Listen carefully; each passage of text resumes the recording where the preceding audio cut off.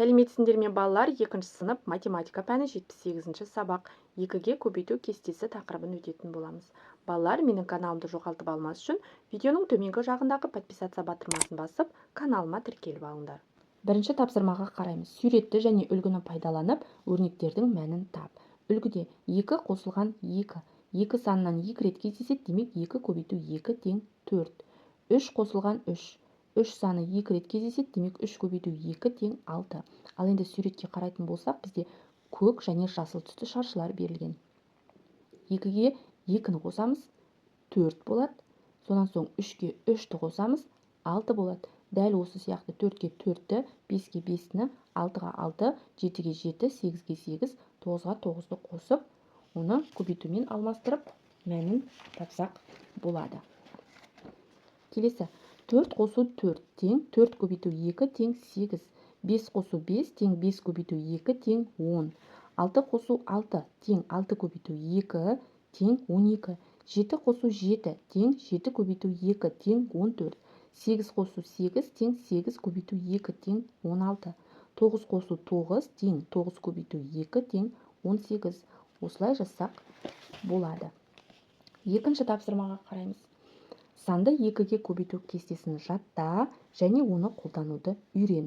Есіңе сақта, 2-ні 2-ге көбейтсек 4, 3-ті 2-ге көбейтсек 6, 4-ті 2-ге көбейтсек 8, 5-ті 2-ге көбейтсек 10, 6-ны 2-ге көбейтсек 12, 7-ні 2-ге көбейтсек 14, 8-ді 2-ге көбейтсек 16, 9-ды 2-ге көбейтсек 18 болады. Ал енді қолдана біл. 4 көбейту 2 тең 8 санды 2-ге көбейту кестесі бойынша құрастырылған. Яғни 2-ні 4-ге көбейтсек те, 4-ті 2-ге көбейтсек те 8 болады. Бұл көбейтудің ауыстырымдылық қасиеті бойынша. Ал енді көбейтіндінің мәнін көбейткіштердің біріне бөлеміз. 8 бөлінген 2 тең 4, 8 бөлінген 4 тең 2. Өйткені көбейту мен бөлу балалар өзара кері амалдар. Ал енді үшінші тапсырмаға қараймыз. Санды 2-ге көбейту кестесін пайдаланып, кестелерді толтыр. Яғни мұнда бос орынға біз берілген сандарды қоямыз. 2 көбейту 3, 2 көбейту 4, 2 көбейту 5, 2 көбейту 6, 2 көбейту 7, 2 көбейту 8, 2 көбейту 9 деп алсақ болады. Ал енді осы мына көбейту кестесін пайдаланып, өрнектердің мәнін табамыз.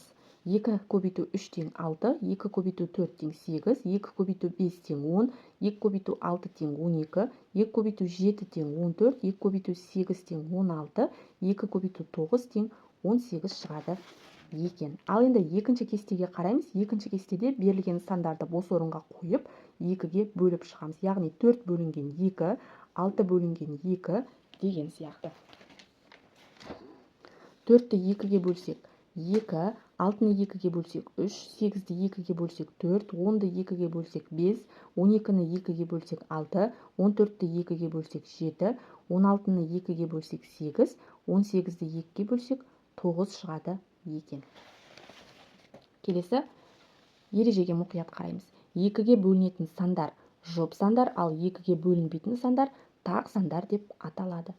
Төртінші тапсырма. 20-дан бастап жұп сандарды кему ретімен, ал 20-ға дейін тақ сандарды өсу ретімен жазыңдар дейді. Ал енді 20-дан бастап кему ретімен жазып көрейік. 20, 18, 16, 14, 12, 10, 8, 6, 4, 2. Бұл бізде балалар жұп сандар, яғни 2-ге бөлінетін сандар. Келесі тақ сандарды жазуымыз керек. Ол 20-ға дейінгі тақ сандарды өсу ретімен жазып көрейік.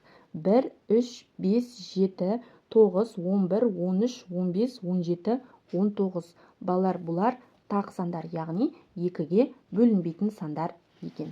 Келесі 5-ші тапсырмаға қараймыз. Мысалдарды түсіндіре отырып шығар. Үлгі. 20 көбейту 2 тең 20 дегеніміз балалар бізде 2 ондық, 2 ондық көбейту 2. 2-ні 2-ге көбейтсек 4 болады, демек 4 ондық, 4 ондығымыз 40-қа тең екен. Келесі 600 бөлінген 2.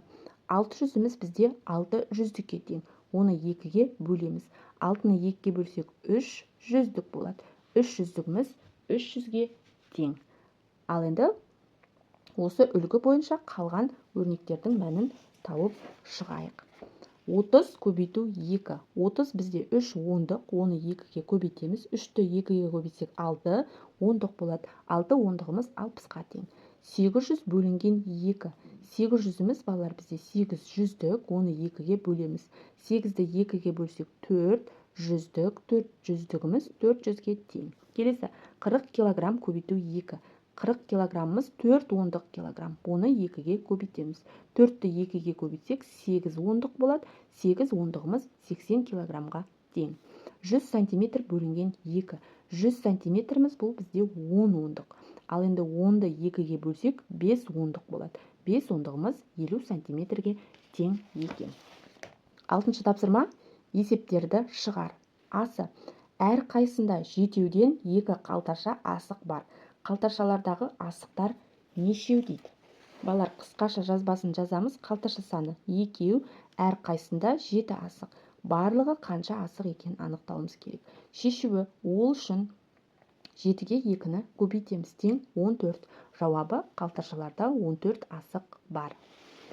Ә тапсырмасы. Сайысқа 10 бала қатысты, олар 5 топқа тең бөлініп тұрды. Әр топта неше бала бар дейді. Қысқаша жазбасы сайысқа 10 бала қатысты, топтардың саны 5, әр топтағы бала санын анықтауымыз керек. Шешуі ол үшін 10 санынан 5-ті 2 рет азайтсақ 0 болады. Демек 10 бөлінген 5 тең 2. Жауабы әр топта 2 бала бар. 7-ші тапсырма. Тиімді тәсілмен есепте дейді. 24 қосу 15 қосу 16. Мұндағы тиімді тәсіл біз бірінші 24-ке 16-ны қосып алсақ болады. Яғни 24-ке 16-ны қосамыз, 40 болады. 40-қа 15-ті қоссақ 55 болады. Келесі 43 қосу 22 қосу 17. Мұнда бірінші 43-ке 17-ні қосып аламыз да, шыққан санға 22-ні қосамыз. 43-ке 17-ні қоссақ 60, 60-қа 22-ні қоссақ 82 болады. Келесі жақша ішінде 16 қосылған 47, жақша жабылған қосу 27. Балалар, бірінші біз жақшаны 43 қосу 27, 27-ні жақшаға алсақ болады. Сонда 16 қосу жақша ішінде 43 қосылған 27. Бірінші жақша іші орындалады. Яғни 70, 16-ға 70-ті қоссақ 86.